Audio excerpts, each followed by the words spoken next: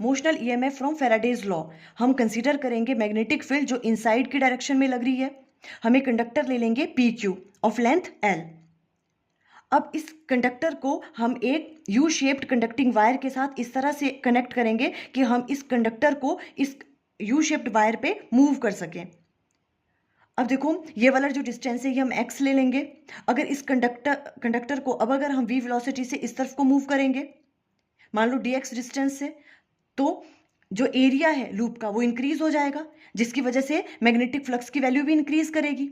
Means change in magnetic flux link करेगा इस loop के साथ, जिसकी वजह से इसमें ईएमएफ इंड्यूस्ड हो जाएगी, उसे हम कहते हैं मोशनल ईएमएफ। अब इसकी वैल्यू कैसे कैलकुलेट करेंगे हमने सबसे पहले फाइंड आउट करना है flux linked with P Q R S, इस वाले लूप के साथ उसे φ1 का नाम दे देंगे और उसकी वैल्यू आ जाएगी बी एक्स एल।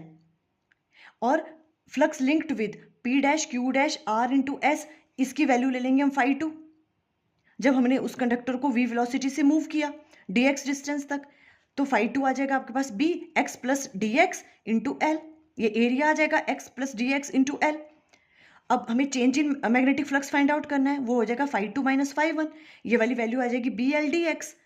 अब हमें निकालना है induced EMF by using Faraday second law. हम इंड्यूस्ड ईएमएफ की वैल्यू कैसे फाइंड आउट कर सकते हैं? इंड्यूस्ड ईएमएफ किसके बराबर होती है? Rate of change of magnetic flux D phi upon D T. तो देखो बी और एल वैसे रह जाएगा, D X divided by D T को ले लेंगे हम वी, तो इंड्यूस्ड ईएमएफ की वैल्यू क्या आ जाएगी? उसका मैग्नीट्यूड बी एल वी।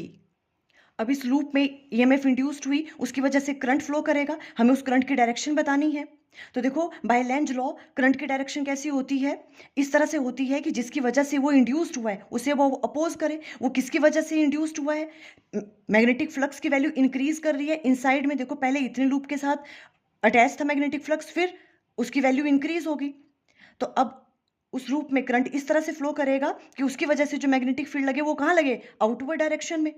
तो देखो जो थंब है वो पॉइंट करेगा मैग्नेटिक फील्ड की डायरेक्शन, मैग्नेटिक फील्ड हमें आउटवर्ड में चाहिए, तो देखो ये फिंगर बताती है करंट की डायरेक्शन। तो करंट कैसे फ्लो करेगा? इस तरह से पी एस आर क्यू।